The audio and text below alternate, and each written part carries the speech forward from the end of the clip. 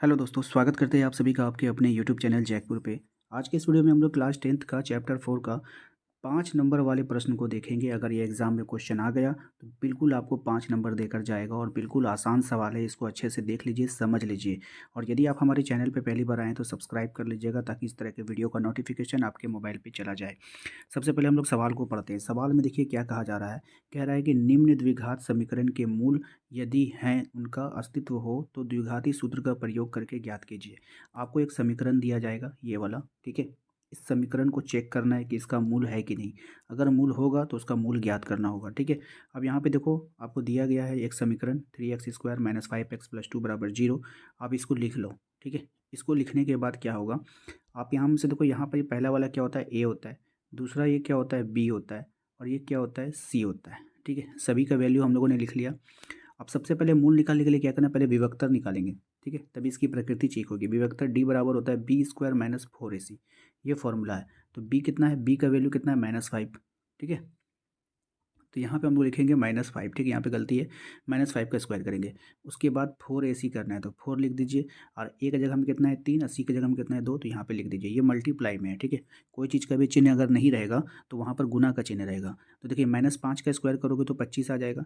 4 तिया 12, 12 दूना कितना हो गया 24। 25 में से 24 घटा कितना आ गया 1, जो किससे है, 0 से बड़ा है। तो जब विभक्तर डी का मान जब 0 से बड़ा हो जाता है तो दिए गए द्विघात समीकरण के दो विभिन्न मूल निकलते हैं, ठीक है। इतना आप लोग नोट कर लो। उसके बाद ये वाला हिंदी में जो लिखा गया है इसको भी आप लोगों को लिखना होगा कि दिए गए द्विघात समीकरण के दो भिन्न मूल होंगे। अब द्विघाती सूत्र लगाना होगा। मूल निकाल रहे हैं तो अब हम लोग द्विघाती सूत्र लगाएंगे। कैसे लगाएंगे वो भी देख लीजिए। द्विघाती सूत्र में क्या करना होगा आपको, अब चूंकि x बराबर -b + -√b² - 4ac 2a, ठीक है। ऐसे आप लोगों को लिख लेना है।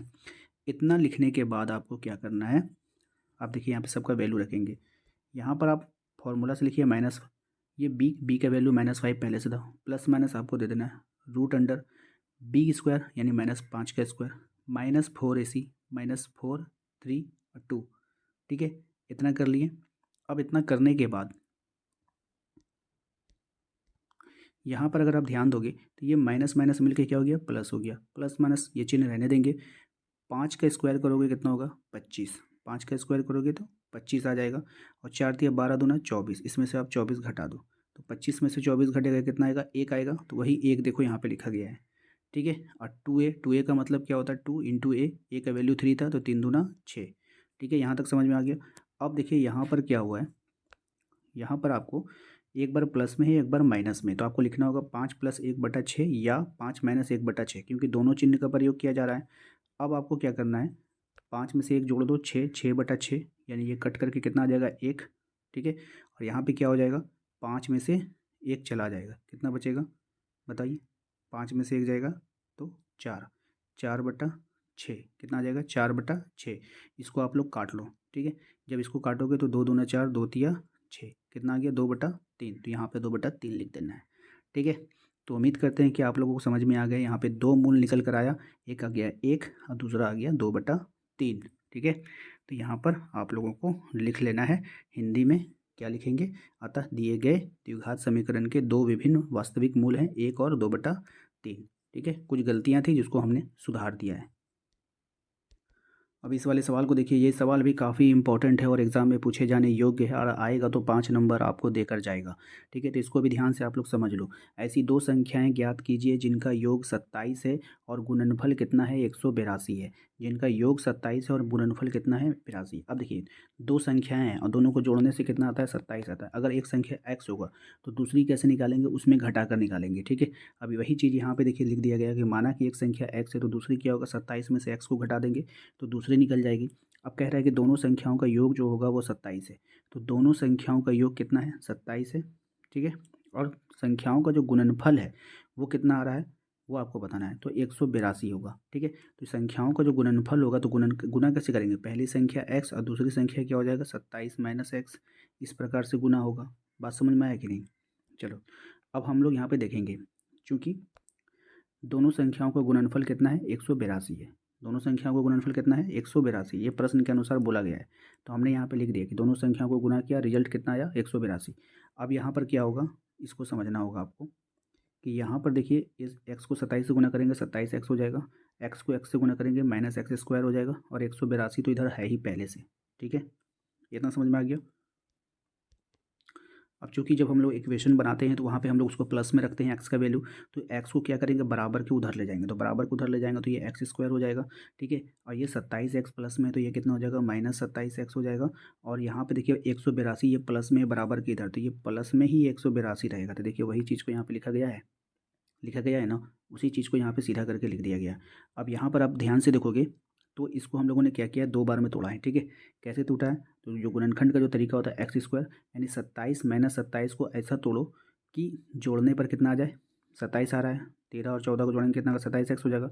लेकिन जब आप इन दोनों को गुना करोगे तो कितना आ जाएगा, 182 भी आ जाएगा। ठीक है, 182 एक्स स्क्वायर आ जाएगा। तो यहाँ पर इसको तोड़ करके इसको लिख दिया गया है। ठीक है ना।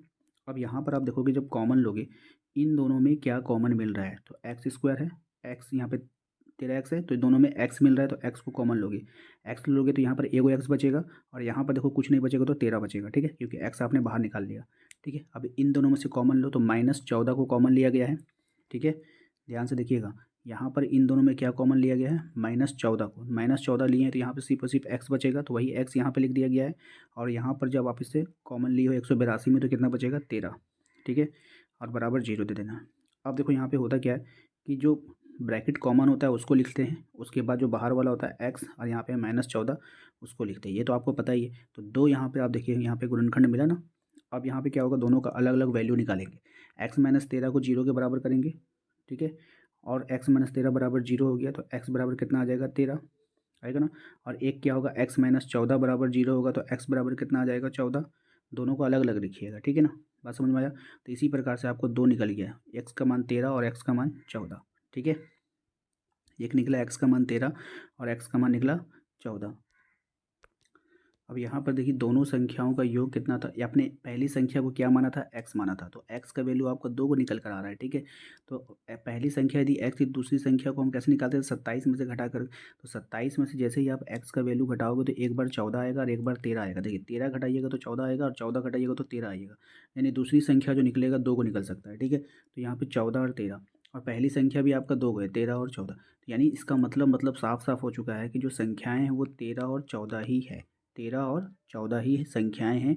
तो आपको लास्ट में सिर्फ इतना लिख देना है, तो आपको संख्या लास्ट में लिख देना है कि अतः दो संख्याएं जो है वो 13 और 14 है। ठीक है, कितनी है, 13 और 14, ये लिख दीजिएगा, ये आपका आंसर हो जाएगा। तो उम्मीद करते हैं कि आप लोगों को आज का ये वीडियो पसंद आया होगा। वीडियो पसंद आया तो प्लीज़ वीडियो को लाइक करना है, चैनल पे पहली बार आए तो सब्सक्राइब करके बेल आइकन को दबा लीजिए, ताकि आने वाली हर एक वीडियो का नोटिफिकेशन आपके मोबाइल पे चला जाए।